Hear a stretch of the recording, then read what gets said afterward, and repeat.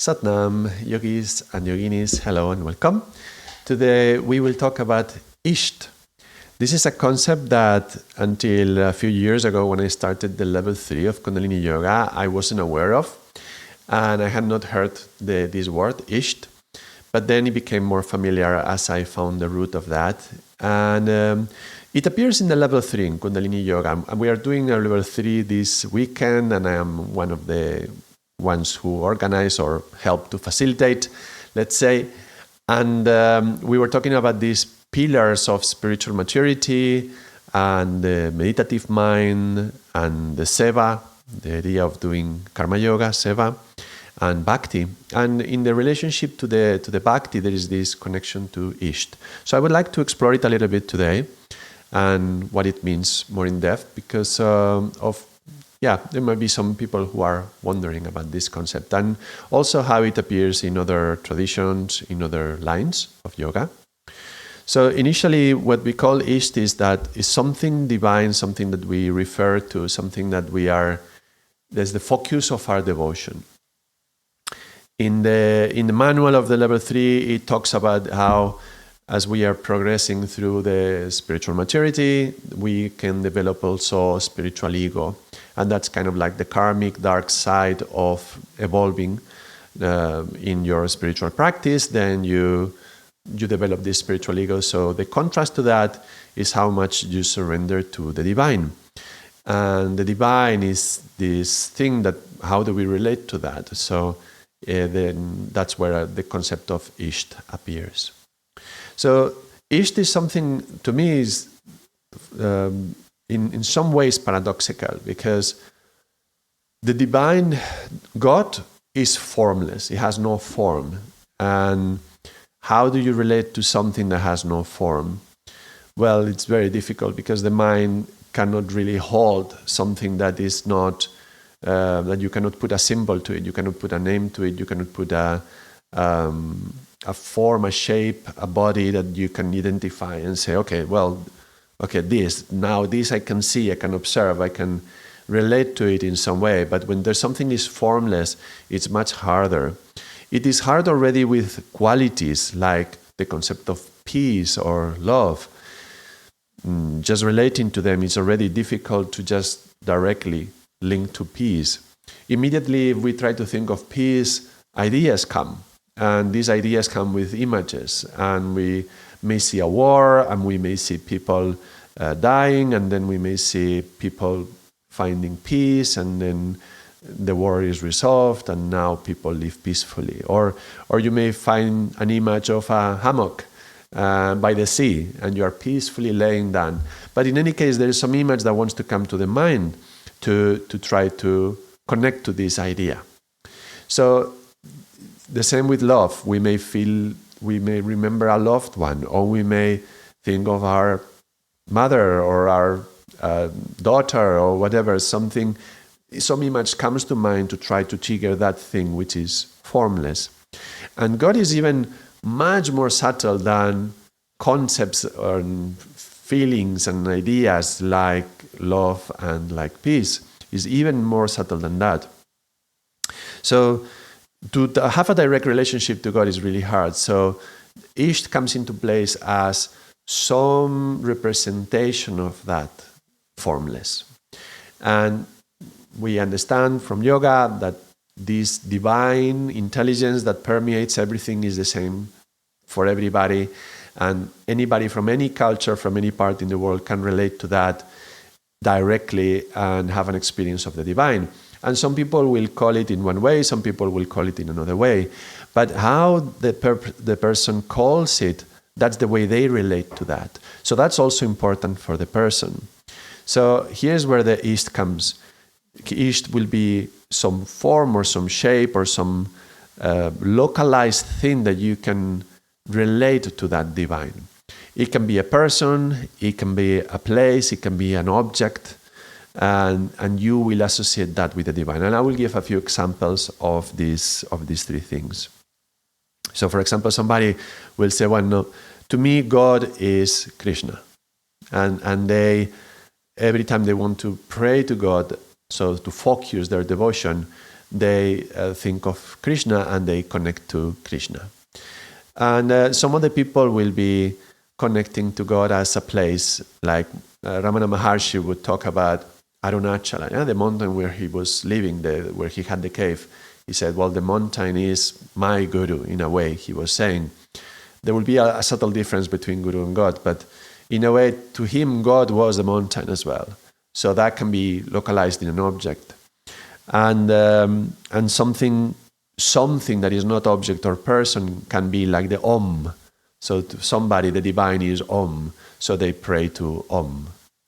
You can also see it in the Sikh tradition, which is closer to Kundalini Yoga, and today I'm with the turban because we are just doing this level 3 right now, so I'm going to be tuning in a moment.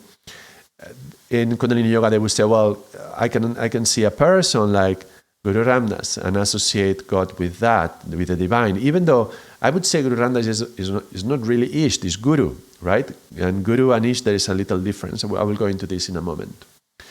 And some people will say, well, the Golden Temple, that's where God is. Yeah, and I want to talk a bit about this as well in 1 second. And some other people will say, to me, is the book. Yeah, Sri Guru Granth Sahib. That's the book that contains the teachings of all the gurus. That's God for me. That's the divine. Okay, so we give it a shape, we give it a form that we can relate to the divine in some particular way. But let's say there is a difference between finding God everywhere and your Isht. So, for example, you may find God in nature, you may find God in the Golden Temple, you may find God in Arunachala, you may find God in the light, in the sun. But does that mean that is your Isht, that is your representation to the divine? So we have to check, because when I do find God in nature. Yeah, when I go into nature, I am surrounded by this something special, something higher than me, something intelligent. But when I have to pray, I don't pray to nature. I find God in nature, but I don't pray to nature. And it may be easier to pray when I'm in nature, but I don't pray to nature. God as the light, yes, but it's very hard for me to relate to the light directly. And I'm not saying it's not possible, I'm just saying to me. Right, so every person has to find how they do that. Maybe for somebody will say, no, I do connect to the light, and when I pray, I talk to the light and I relate to the light. If so, then okay, the light is your Isht.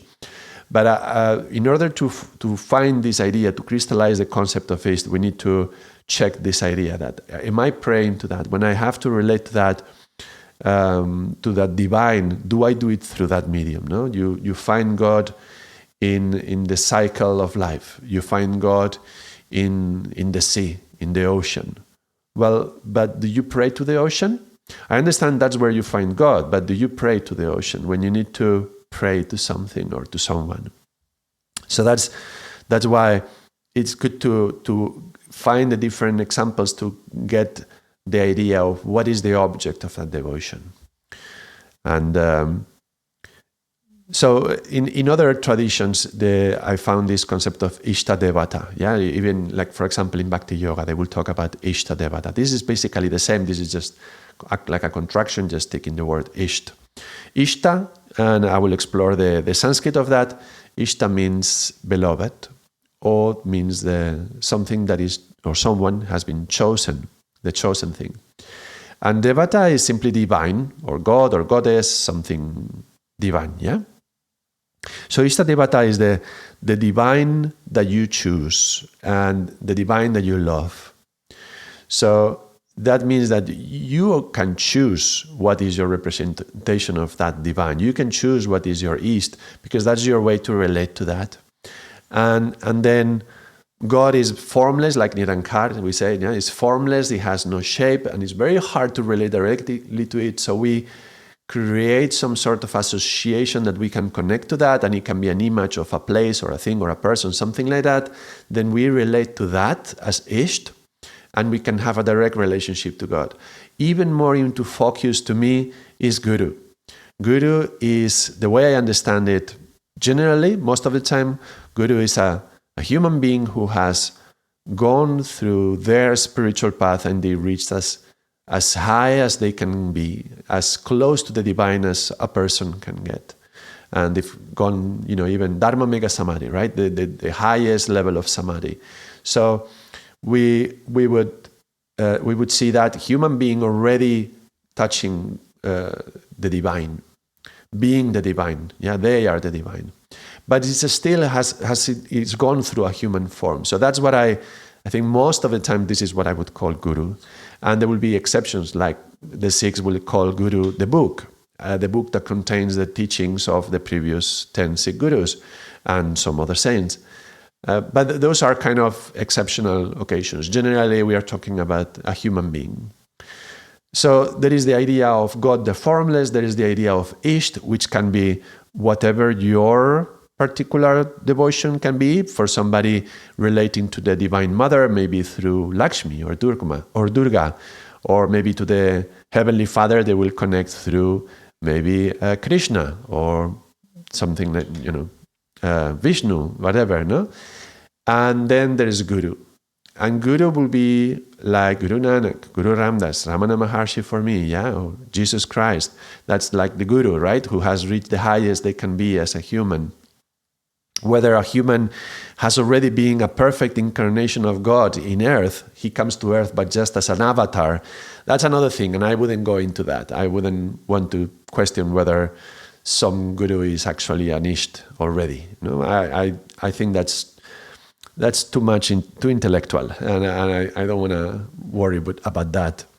But then there is the formless, then there is the Isht, then there is Guru, and then there is most of the times gurus, they are not alive. They are some beings which are amazing and they touch you and you feel inspired by them, but they are not here anymore.